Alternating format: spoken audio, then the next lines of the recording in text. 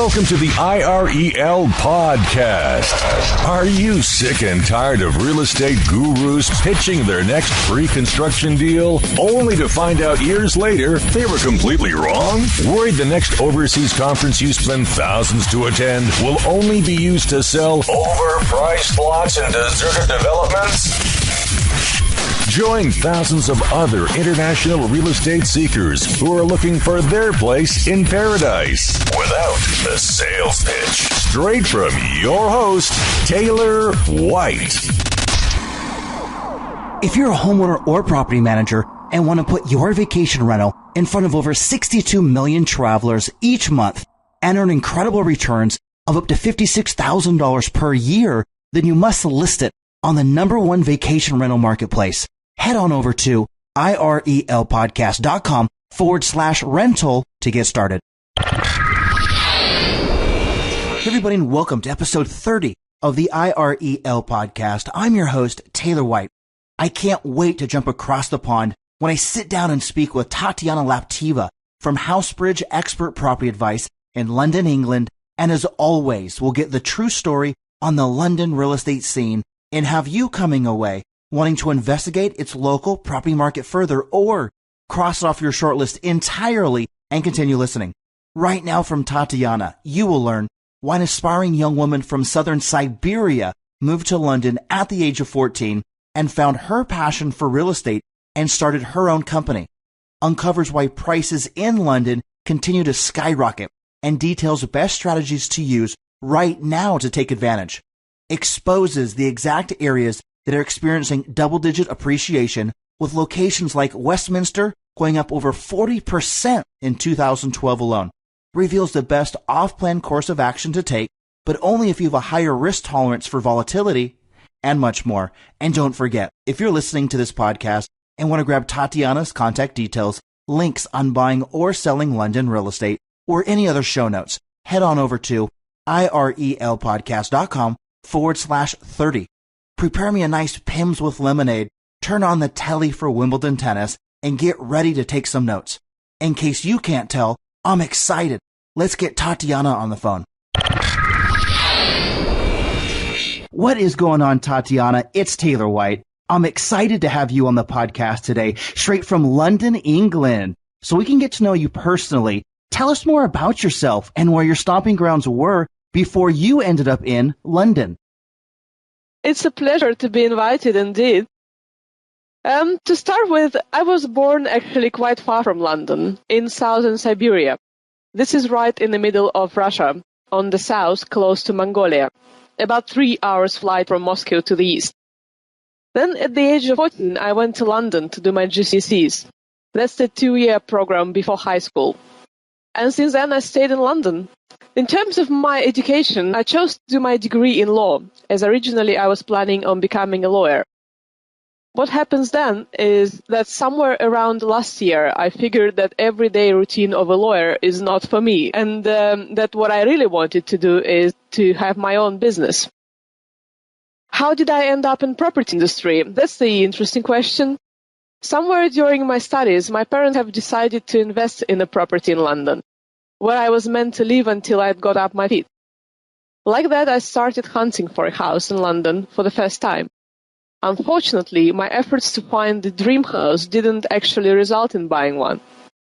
Back then, it was rocky time for Russia. The current President Putin came to power, and nobody knew what would happen next. So my parents downsized their property investment project to a flat somewhere downtown. So I started search again. At the end, they decided not to invest at all, funny enough. And so I ended up with no property, but with an inside-out knowledge of central London. So Tatiana, I have to ask you, it's February, almost March right now. What's the weather like in London? Well, actually, this year we didn't have winter at all, to say. The average temperature was about 12 degrees throughout the whole winter. And for London, it's above average. So today we've got about 14 degrees and it's mild evening, no rain, really nice. Feeling springy already. And I have to ask, because I'm from the States, when you say 14 degrees, is that Celsius or Fahrenheit? Oh, yes, that's Celsius, sorry. So it's just a little bit warmer than your old home in Siberia, right? Well, no, the climate is a bit different there because, England is an island, so we've got very humid sort of average throughout the year climate. It can be equally like 15 in the winter and 15 in summer. Whereas in Siberia, you're already on a continent right in the middle, like deep in the middle. And so we've got winters where you can get, I don't know, minus 20 or so. Very cold. And it's going to be on for, the winter goes pretty much stable for 3 months or so. But then in summer, we can also get, 30, 40 plus in terms of, temperature. And then we can have it on for like a few months also, and everybody would go like to the beach and so on. So it's a bit different, yeah. Awesome, Tatiana. And so we can get a better idea of you professionally. Give us your brief resume leading up to HouseBridge Expert Property Advice. Well, by the time I finished my degree and I was searching for the business ideas, my father's business partner actually decided to invest in UK property. They knew nothing about London property and had no time to do research themselves. So I thought I could help them and source the property for them, but for a fee. Like that, I got my first paying customer. I also had to help them to get a UK mortgage to finance the deal, and as it gets much more complicated when you do not have a UK or EU passport, banks just look at you with caution. It was a success both for them and for me, and I've decided to make a business out of it. Thanks to the word of mouth, in my first year, I got a few more deals in, and we've launched the company and called it HouseBridge. Now, the idea behind the name is that we are your bridge to owning an ideal London property. Year on year, business grew up, and with thousands of various properties seen all over London and other major cities in the UK, main focus shifted from only search, as sometimes people really have something in mind, more towards advice as to which property is truly worth the asking price. Later on, after I've done some further studies in finance, we've decided to add investment advice to our property hunter service. So, for instance, when somebody comes to us with the idea to invest in UK property market, we offer them a complete financial and practical guidance on various scenarios of investing into UK property market, together with a tailor-made property search. So, Tatiana, you help buyers, you help the financial aspect of it with loans as well, it sounds like. Do you also help sellers? And then if people are going to rent out flats?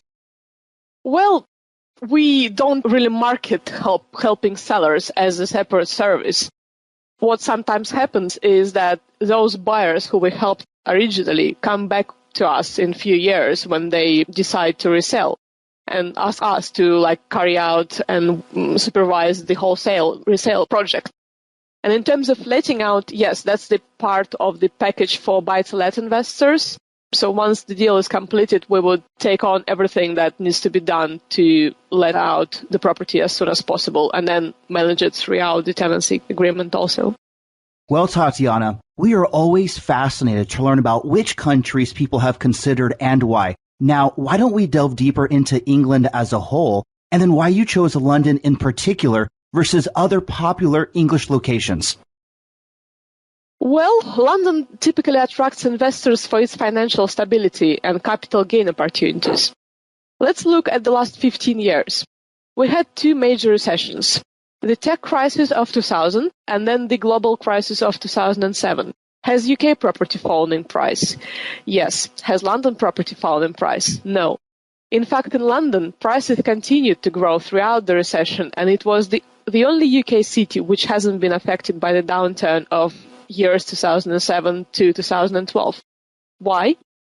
London has constantly increasing inbound immigration. That's the most important, really. These are, first of all, students, then overseas employees moving to the UK, then it's immigrants from the troubled EU states, such as Italy, Portugal, and so on.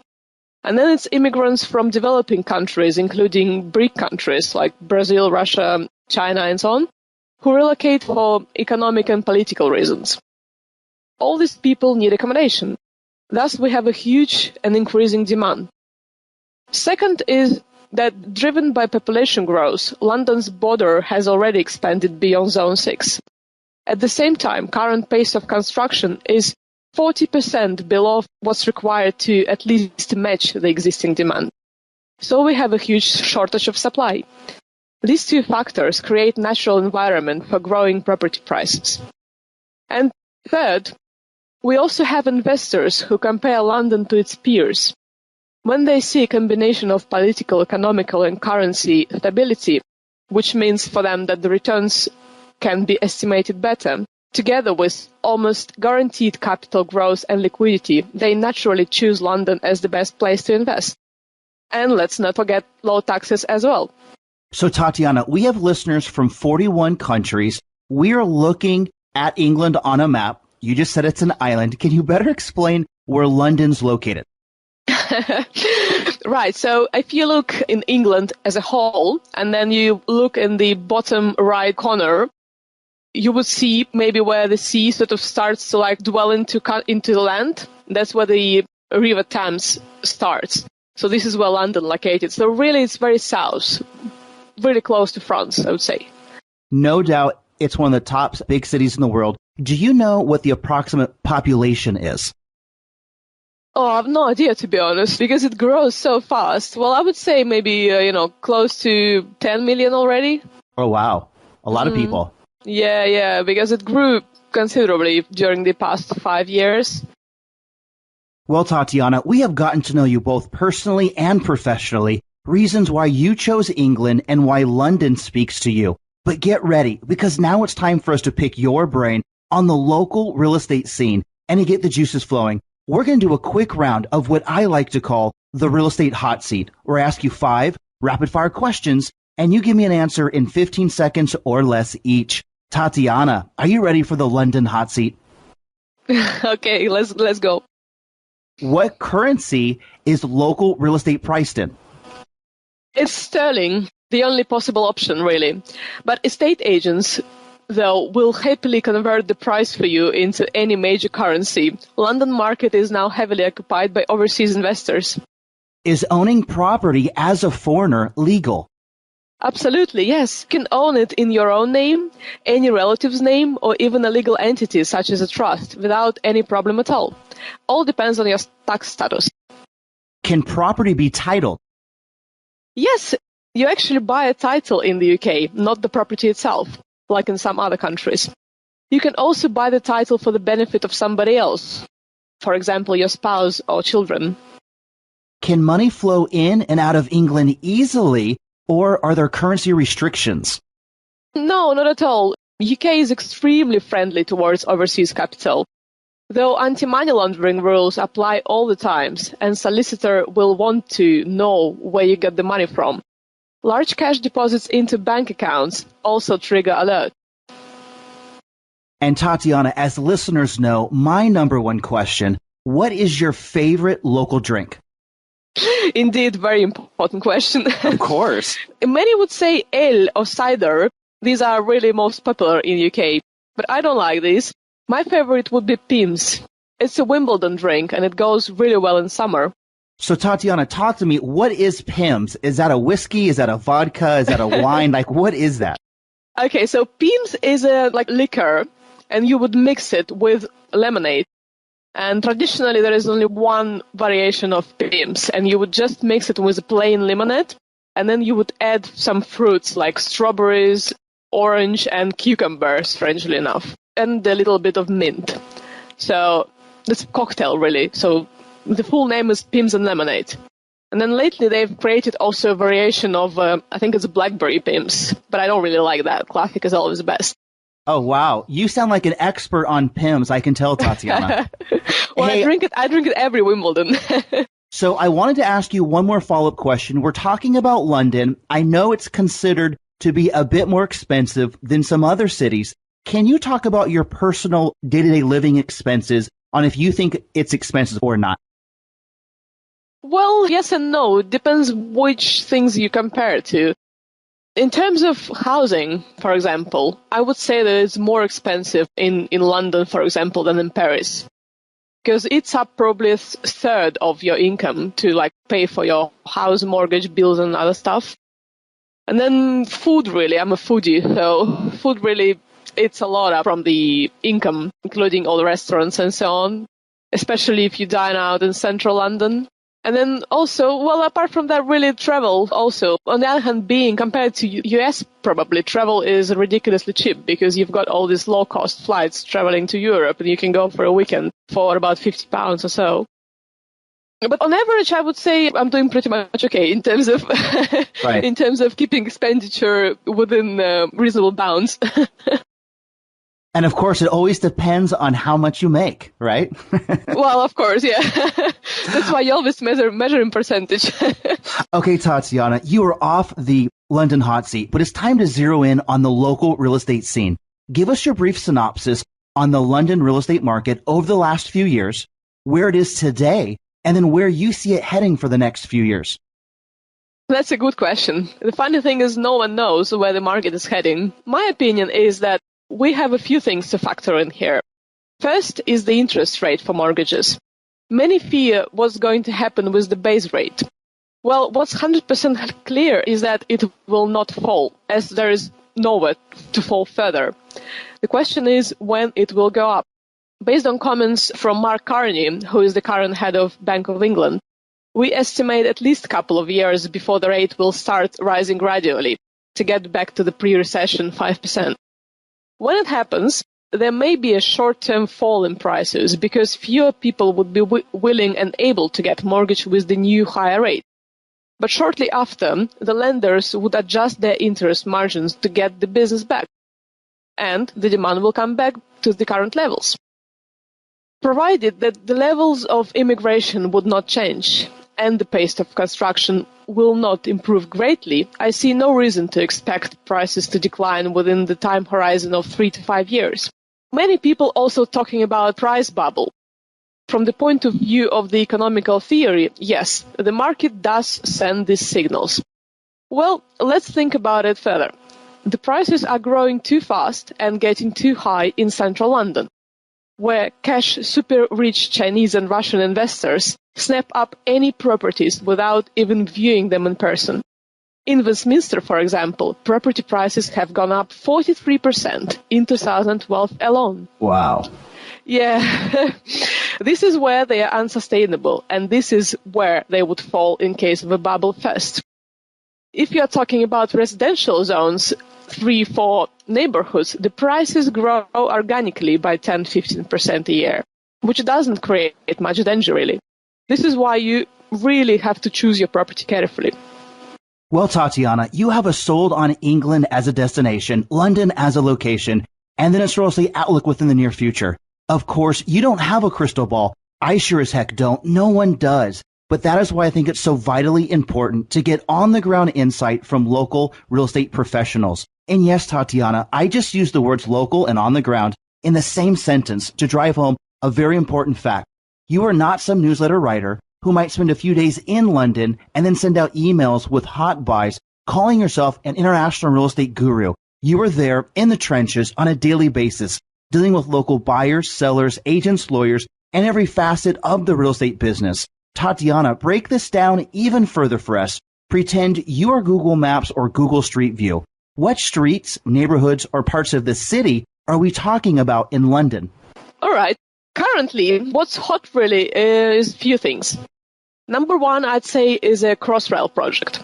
That's a new transport network that would connect suburbs with the center in minutes. It's due to open in 2018. What's happening now is that sites that are nearby the future stations are being actively developed. And when I say developed, I mean that the entire neighborhoods are being built from scratch on what before was the land in commercial use. So we will have there residential blocks, shopping centers, entertainment infrastructure, social facilities, and so on. So investors buy off plan here. As this project has been on for a number of years already, some areas have absorbed capital gain, like Barbican, for example, in central London. So you would need to look at more remote locations, really, such as Custom House, for example, and Canning Town in East London, and West Ealing in the west. So this is where you could get a really good capital gain. Number two, I'd say these are areas that are under government regeneration projects. For example, Brentford in West London, Woolwich in the east, and Finsbury Park in the north. So you would invest the gain of plan and benefit from good buy-to-let investment. However, these two options are most suitable for capital gain-focused and risk-tolerant investors. If you're after low risk, then I'd say Wapping is an area to the east of Tower of London that is now being actively built up. As this is almost in the center, the cost of properties is relatively high here, but the capital gain prospect is still good, and the risk is very low. Tatiana, talk to me. I want to highlight something that you said, risk-tolerant investors. Explain what that means to me. Yes. Okay. So let's say when you're investing into something, you always have to start from how adverse you are to risk. How much risk are you willing to take? And then if you are not prepared to lose your money at all, when I say lose, I don't mean that they will disappear completely, but that the value of your investment may decrease. Right. Then you're a low-risk investor. If you are prepared to risk your money, that the value of investment may decrease, but you would prefer to get a higher gain out of your investment, you're a high-risk investor, so you're risk-tolerant. You can tolerate the risk. And then to you, are you more referring to things that are off-plan? So people are buying things that are off-plan, or also known as pre-construction, versus something that's already there? Well, off-plan investing, pre-construction investing, is risk-tolerant investing. So it's more like for high-risk investors, depending on location. Because if it is, as with Wapping, for example, this is an off-plan option, but because it's so close to center, the risk really is being offset by the fact that prices will just grow organically, because the center is expanding all the time. So in some options, people can, in fact, buy off-plan and keep it pretty low in terms of risk. Well, Tatiana, this is a good transition because now that we have specific locations in mind, what types of properties do you recommend? And first, why don't I give you a few brief examples of what I mean? Are we talking about buying pre-construction units for capital appreciation that we later flip? Are we talking about buying completed apartments, houses, or office spaces to generate rental income? Or are we talking about buying land to either sell as is or subdivide into smaller tracts? Tatiana, give us a better idea of what you are talking about today.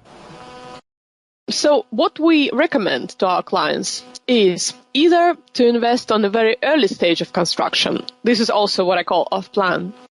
Or into already an existing property on a secondary market. That is, for example, in a good location. Do not invest in a brand new flat that has just been completed. It's overpriced, at least by 10%. Even banks would not lend against it on such terms as they would for a secondary market deal. When investing on a secondary market, you can either buy a property that needs refurbishing, refurbish it and rent it out, and then once the return starts decreasing, resell it. Or you can buy, rent out as it is, and then refurbish and resell. There are a few scenarios really, depending on your investment goal. If you are, for example, after a good yield, then you could also look at student properties and hotel suites. They offer better yield, around 7 to 10%, but capital growth is not as attractive as with properties aimed at families and young professionals. In terms of number of bedrooms, I'd say 1 or 2 beds are the best choice.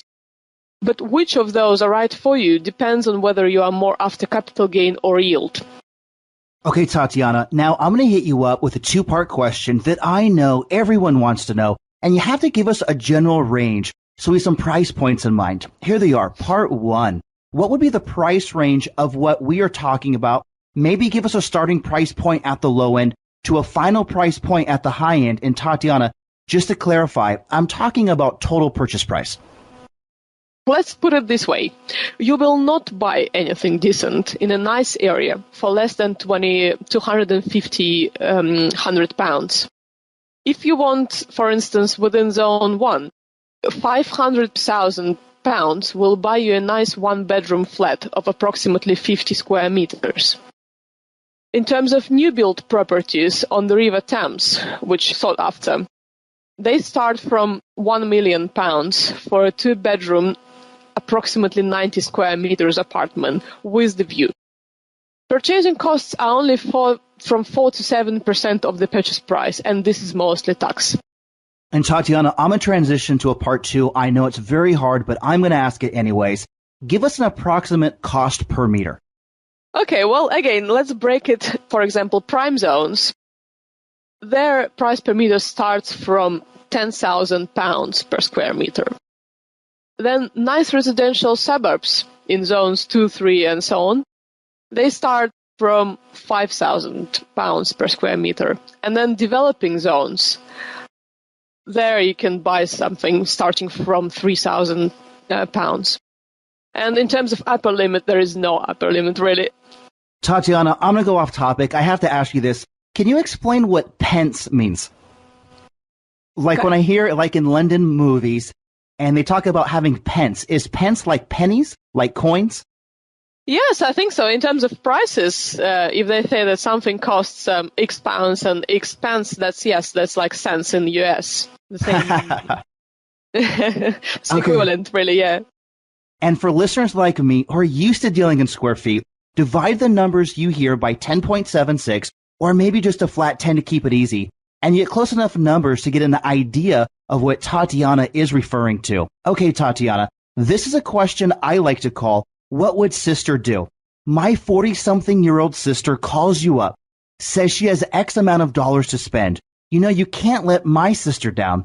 Share with us 3 specific examples you would show her and explain why these make sense. Normally, we get to know the client first before advising anything. This is the whole idea of a tailor search. But just because it's your sister, if she, for example, was after a good balance of capital growth and stable rental income at moderate risk, I would suggest looking at the London City Island project for buying, let's say, 2-bedroom flat off plan. Now, this is a new residential development to be completed in stages, located in East London, in Zone 2, near to the future Crossrail station, which is called Custom House. Here you have great potential for capital, as the whole Canning Town area is greatly undervalued and is currently being regenerated. On the other hand, is relatively close to the city, Canary Wharf and the downtown, which lowers the risk and ensures liquidity for rental and retail. Option 2 for her could be new build properties have really gained popularity lately compared to traditional English homes, especially for renting out. People want easy, hassle-free living with all facilities on site. On the other hand, they want nice residential areas as opposed to developing construction site. So if your sister had good budget and risk-cautious approach, I would suggest buying a 2-bedroom flat in Chiswick. This is a nice, leafy and mummy-friendly area in West London. You could buy property in Marlborough Court, for example, for about £700,000.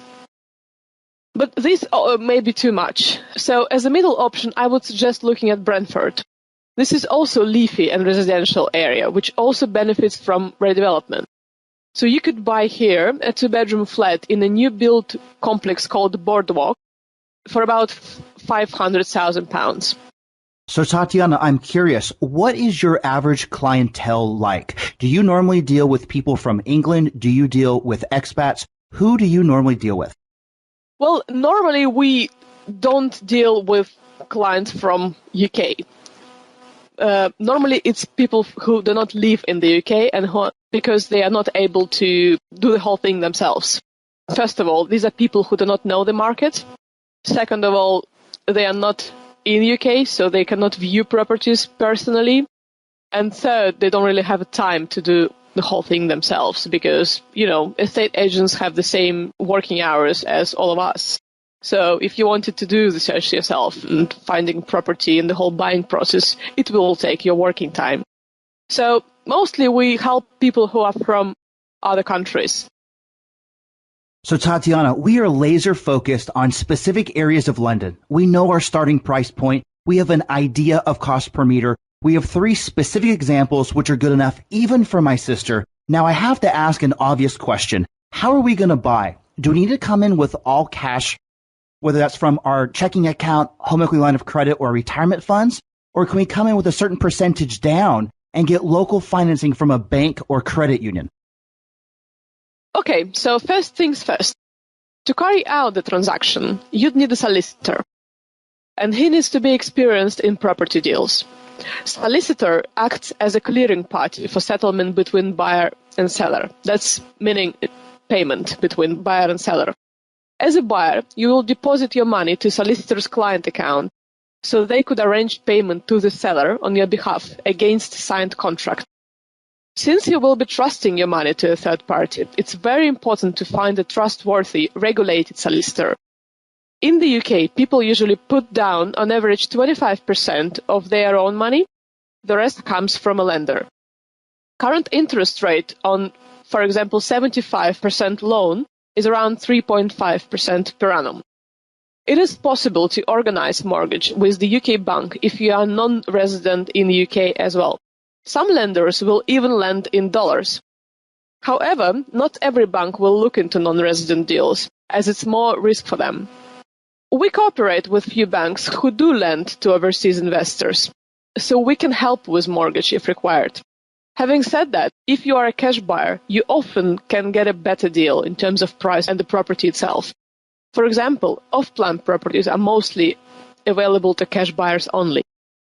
So, Tatiana, if someone's buying off-plan, do they put down a small deposit and then make payments throughout, or do they just pay cash up front? Yeah, so they would pay a small reservation fee to, first of all, get the property out of the market so nobody gets them later on. And then after that, there is a schedule of payments. In about 3 weeks, you pay 10%, and then the rest you pay by installments as the property is being built. That's why it's really difficult to get this property funded by a mortgage, because lenders don't really want to mess with the whole schedule thing. Okay, Tatiana, anyone who has ever owned real estate can tell you, you need to have a money exit strategy in place even before you buy. It's something what I like to call, where's the cheddar? You are buying the property to do what with it to make some money. So, Tatiana, where's my cheddar? Well, you'd normally buy for capital appreciation in a term of at least 5 years. Many people resell in 7 to 10 years or so, or whenever the property has at least doubled in price. This is usually when the property would have made the most capital gain and started to need some maintenance work. At this point, you resell. Good news here is that capital gain is currently 0% tax in the UK if you are a non-UK resident. In terms of return, if you invest in a good property in the first place, you could expect at least average 10% growth per year. And when I say average, that means that in the first years, it will grow more than that, and then the growth rate will gradually level out. Once it gets flat, you sell. Another scenario when people exit is when they are more after rental income return than capital gain. This is typically with one-bedroom flats. In this case, your property will yield the most in the first years, and then the yield will gradually decrease. Once it gets below the average market yield, you consider your options. If it still gains capital and rent covers the bills, you keep it. If not, exit and reinvest. Well, Tatiana, I wanted to thank you for taking the time to share with us about London real estate. We have heard about your journey, why you chose England, exact areas to focus on, price points to look out for, specific examples good enough even for my sister, a money strategy to purchase, and then what we might do with it after the fact to make some cheddar. Unfortunately, it's time to say goodbye. But before we do, share with us easy ways to get a hold of you, any parting advice you might want to share, and then let's say goodbye. Thank you, Taylor. We will be happy to answer any questions that the listeners may have and explain in more details who we can help, how we can help if you are looking to invest in a property in London. Our website is www.housebridge-property.co.uk. Email address is tatiana@housebridge-property.co.uk. You can also Skype me, and my Skype ID is Lapteva Tanya, and the number you can reach us on is 44, which is a code for UK, and you can dial it as 0044 or +44 if you're calling from mobile device, and then it's 207-283-5112. Absolutely fantastic, Tatiana. I have really enjoyed this conversation, straight from London, England to our earbuds, and I hope we can catch up again in 3 to 6 months. Sure thing. Thank you again for having me on your podcast. It was very nice to chat to you. I want to thank Tatiana once again for taking us across the pond and revealing why London is regarded as one of the greatest and most dynamic cities in the world. Tatiana proved that she is a great option when considering buying real estate in London, and I can't wait to get her back on the show again soon with more specific London real estate investments she believes you need to hear about right now. If you're listening to this podcast and want to grab Tatiana's contact details, links on buying or selling London real estate, or any other show notes, head on over to irelpodcast.com/30.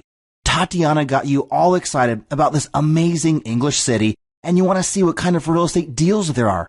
You want to be in the comfort of your home or office and want to get all of these listings as placed by owners, agents, and developers sent directly to your email inbox. You want each property's details, images, and prices at your fingertips so you can either decide to follow up with the lister or continue your search. And of course, you want all of this completely free. Relax. We have you covered. Head on over to irelpodcast.com/30 to get signed up. You have been listening to the IREL Podcast with Taylor White. Be sure to hit up irelpodcast.com for more. That's irelpodcast.com. Thanks for listening.